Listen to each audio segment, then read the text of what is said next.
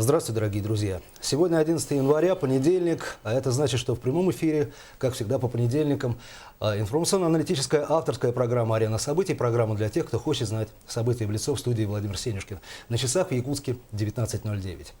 Звоните нам по телефону прямого эфира, вы видите его на своих экранах, 35 33 10. Мы будем рады, как всегда, интерактивному общению с вами. Сегодня у нас в гостях министр промышленности Республики Саха-Якутия Андрей Панов. Андрей Анатольевич, добрый вечер. Спасибо, что пришли. Андрей Анатольевич, с каким настроением проводили Старый год? Чисто человеческий сначала вопрос. Волнительно, конечно, уходил Старый год, потому что уже год прошел, надо думать о будущем. Много предпосылок экономических, политических и так далее, Конечно, все это есть над чем задуматься о будущем промышленности, о будущем вообще жизни Республики Саха-Якутия. Поэтому, конечно, с волнением мы ждали первого рабочего дня. И вот он наступил. Он прошел. Андрей Анатольевич, начнем, пожалуй. Послание главы республики Егора Афанасьевича Борисова 26 ноября. И там прозвучал такой посыл, что в общем положение республики складывается лучше, чем в среднем по России, а в сфере промышленности. Я думаю, что... И вообще, каким был тогда 2015 уходящий? Егор Афанасьевич как раз вот это имел, скорее всего, в виду. По сравнению с другими регионами, Республика Саха-Якутия, индекс промышленного производства больше 100%, порядка 104%. При этом по Российской Федерации индекс промышленного производства снизился. Соответственно, на это обратил внимание Егор Афанасьевич, когда выступал. Действительно, наша промышленность достаточно неплохо отработала, учитывая те сложные экономические и политические моменты, о которых мы говорили, ту ситуацию, достаточно неплохо отработала, достаточно неплохие показатели. Мы выполнили практически по всем промышленным направлениям планы. Алмаздобывающая промышленность, 100% план у нас по добыче. Значит, у нас золотодобывающая промышленность. Ожидается, что перевыполнение будет планов достаточно существенное, будет перевыполнение и прошлогодних показателей. Нефтегазовая промышленность, по нефти у нас достаточно серьезно идут наращивания объемов. Там у нас крупные компании Сургутнефтегаз, Тасюряхнефтегазодобыча постепенно наращивают объемы. Ирляхнефть планирует в ближайшее время подключиться к системе ВСТО.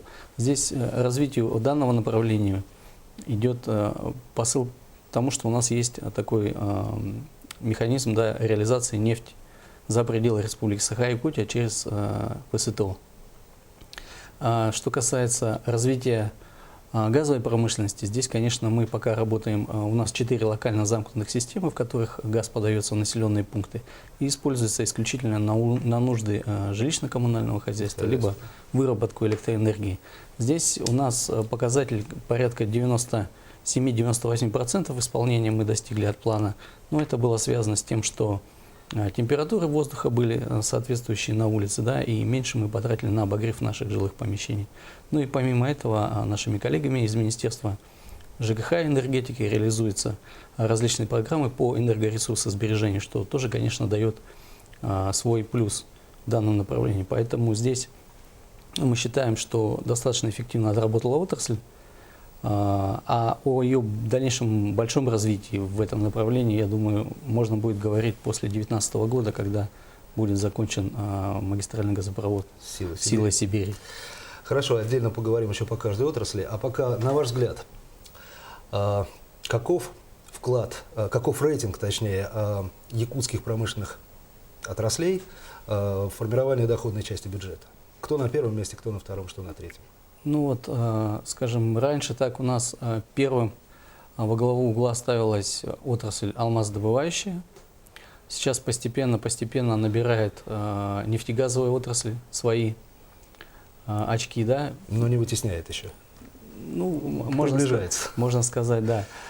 Нефтегазовая отрасль, угольная, золотодобывающая отрасль. Вот основные отрасли, которые формируют бюджет республики. Давайте предположим такой сценарий. Все-таки предположим его. Нефть падает до $20 за баррель. И падает надолго. И надо, в принципе, заранее определить, ну я так скажу, быстрые и крупные точки роста инвестиционного. Вот какие они могут быть в республике? Быстрые в плане отдачи, есть ли такие? Или, может быть, их нет? Ну, наша, скажем, экономическая система, да, промышленная, больше направлена на снабжение ресурсами, на добычу природных ресурсов, больше сырьевая, скажем так.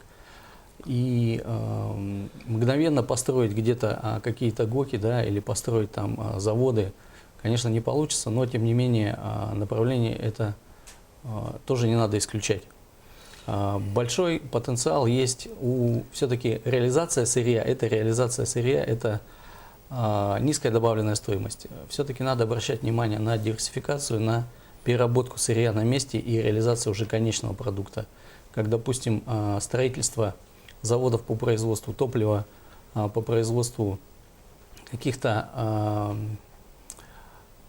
скажем, химических, да, материалов. Но учитывая, как мы в республике относимся к экологии, это на самом деле первый вопрос, да, когда защищаются какие-то проекты, какие-то компании ставят какие-то свои задачи, да, которые просят помочь им решить. В первую очередь мы, конечно, обращаем внимание на экологию, как это повлияет. И в зависимости от этого мы уже даем рекомендации, да, ну, руководителям для принятия решения, есть ли необходимость реализовывать, или все-таки тех денег, да, не стоит этот проект, который в дальнейшем принесет республике, ну, минусы от нарушения экологических проблем.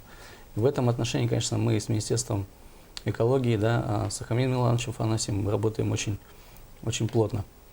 И на самом деле это действительно в последнее время население очень беспокоит.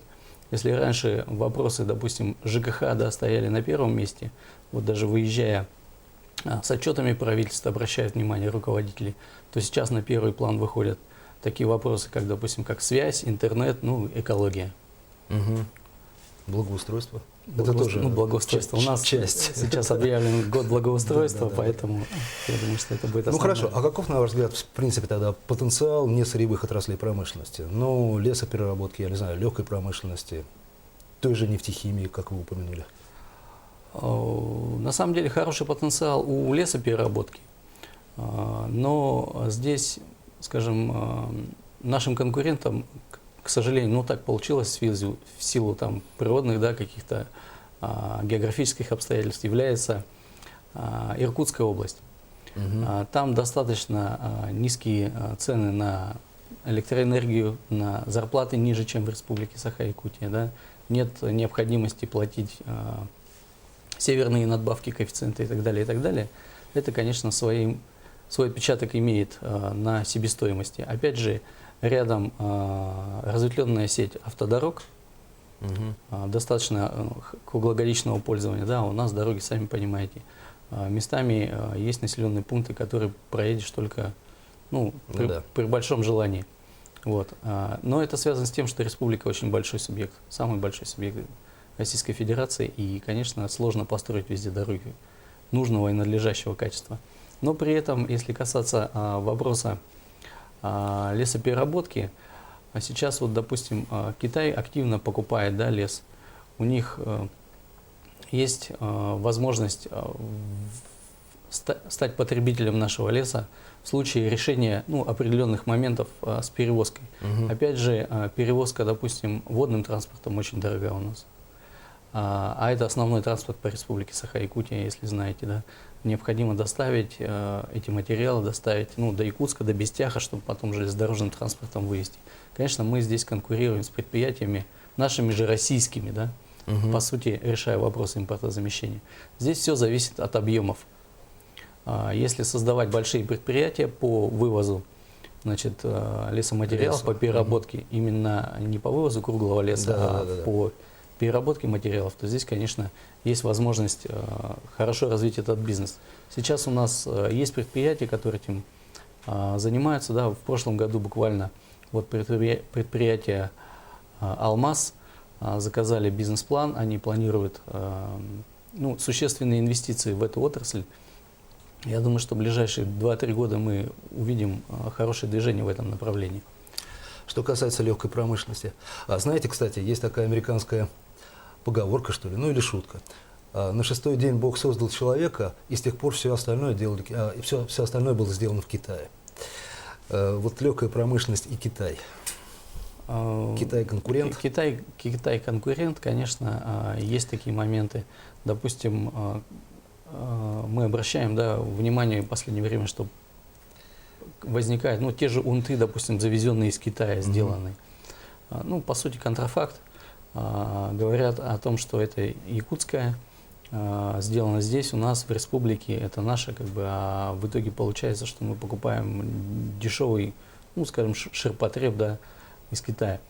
В этом есть, как бы, проблема, но сейчас даже на уровне Российской Федерации, да, этот вопрос не касательно этого, да, но вообще поднимается этот вопрос борьбы с контрафактом, созданной комиссией. У нас в Республике Саха-Якутия есть комиссия по борьбе вот с контрафактной продукцией. Егор Фанович Борисов возглавляет эту комиссию. В том числе получаем мы методические рекомендации, как решать эти вопросы и из России, ну и федеральные органы надзорные входят в эту комиссию. И, ну, активно, как бы, мы сейчас этим вопросом занимаемся, чтобы контрафакта было меньше. Тем самым мы даем возможность нашим производителям развивать, выходить на рынок и находить своего потребителя. Что касается развития в промышленных масштабах, да, легкой промышленности, здесь у нас, конечно, впереди всех это Сахабулт, наш концерн, который вот как раз меховые изделия, да, изготовление обуви, кожа и так далее, и так далее. То есть на Дальнем Востоке это, по сути, единственное такое предприятие. И есть предпосылки развивать его дальше. Сейчас мы через фонд развития промышленности, да, совместно с нашими коллегами отрабатываем, пытаемся получить оттуда кредит для этого предприятия на льготных основаниях, для того, чтобы обновить оборудование и начать выпуск продукции более масштабно. Вот. Что касается других направлений в легкой промышленности, там все-таки у нас, по сути, это мелкий, малый бизнес, который также поддерживается через инициативы, поддерживаются через Министерство предпринимательства и туризма. Но он должен быть востребован мелкий и средний, безусловно. Конечно. Наряду с крупным. Мы говорим о чем? О том, что вот этот мелкий и средний бизнес, он покрывает внутренние потребности республики. Если же мы говорим о больших масштабах, то надо понимать, что нам придется конкурировать, ну, понятно, с Китаем, а также с другими регионами, которые производят подобные виды продукции. Но учитывая вот направление Сахабул, допустим, то он, по сути, здесь монополист. Кстати, тот же монополист говорил мне в интервью, мне лично, что не имеет, к сожалению, возможности участвовать во всех, например, госзакупках. Я понимаю, что вопрос может быть не к вам. Просто потому что лоты слишком крупные и не дробятся. И в этой части, в своей, они не могут принимать участие. Ну, вот то, о чем мы и говорим, о том, что необходимо увеличивать объемы. Увеличение объемов – это снижение себестоимости конечного продукта, в любом случае отразится на цене. Конечно, безусловно. И, соответственно, это будет, ну, заказчику наиболее предпочтительно выбрать именно этого поставщика. Вернемся к крупным отраслям. Из послания главы, собственно говоря, с чего и начал я, да? Не должна сбавлять темпы золотодобывающая промышленность. Ну, мы уже коснулись чуть-чуть. Почему она не должна сбавлять темпы? И тогда вопрос, а она сбавляет? В последние годы золотодобывающая промышленность показывает хорошие результаты. Активно. Но вы даже говорили, что будет перевыполнение, да, ожидается? Да, ожидается по этому году перевыполнение, ну, порядка, по сравнению с прошлым годом, где-то на 1000 тонн перевыполнения по добыче золота. Здесь, конечно, сыграли наши крупные предприятия, ну, Алдан Золото в том числе, да, они более 300 килограмм как бы добыли сверх плана в этом году. То есть это достаточно существенно. Вот. Ну, о чем говорил Егор Фанович? О том, что в любом случае предприятия работают не первый день. Они отрабатывают месторождение, да, рано или поздно там заканчивается руда, да, заканчиваются рассыпные пески и так далее, золото, содержащее в них. Да. Соответственно, необходимо за счет выбывающих мощностей покрывать увеличением добычи где-то по другим проектам. Он имел это в виду о том, что необходимо ну, скажем, не наслаждаться, да, не почивать на лаврах тем, что сейчас все хорошо, а думать на перспективу, что рано или поздно у нас пойдет снижение из-за того, что месторождение просто истощается. Необходимо вводить новые объекты, ну и параллельно, конечно, вкладываться в геологоразведку. Угу. Давайте продолжим по направлениям, по другим отраслям. Оттуда же из послания. Правительству Республики Саха-Якутия придется напряженно поработать с предприятиями угольной отрасли. Почему придется напряженно поработать? Ну, в основном у нас, как вот я говорил, допустим, про газ, да, внутренняя потребность на уголь у нас покрывается, в принципе, с лихвой, добывающими мощностями наших предприятий, но при этом есть возможность добывать больше. Помимо этого, у нас в Республике Саха-Якутия, ну, так повезло, да, может быть, это наша удача, большие запасы коксующихся углей. Очень высоких, хороших марок, востребованных на рынке. И, конечно, эту карту надо разыгрывать. В этом направлении сейчас вот мы работаем, ну, вот что касается, допустим, помощи, да, и оказания правительству, то, что поработать. Вот один из примеров. Инаглинский угольный комплекс. Шахта Инаглинская, шахта Денисовская, это Колмар, группа Колмар, значит, в Южной Якутии. За счет вот работы правительства Республики Саха-Якутия, правительства Российской Федерации из федерального бюджета в рамках реализации этого проекта было выделено финансирование. Финансирование на строительство железной дороги, железной ветки. Сейчас решился вопрос по строительству линии электропередач, что, конечно, ускоряет вопрос реализации этого проекта. Соответственно, компания свои средства, заемные средства и так далее, средства акционеров направляет на развитие производства, а не на инфраструктуру. И увеличивает объемы строительства своих объектов. Понятно. Буквально вот в уходящем году, да, мы пустили... Андрей Анатольевич, на звонок. Давайте примем, потому что у нас остается мало времени. Будьте добры, представьтесь, пожалуйста, из какого вы города, и вопрос гостю. Я с города Якутска, да, здравствуйте. Здравствуйте. Вот у меня такой вопрос. В промышленности сколько местных кадров работает, это учитывается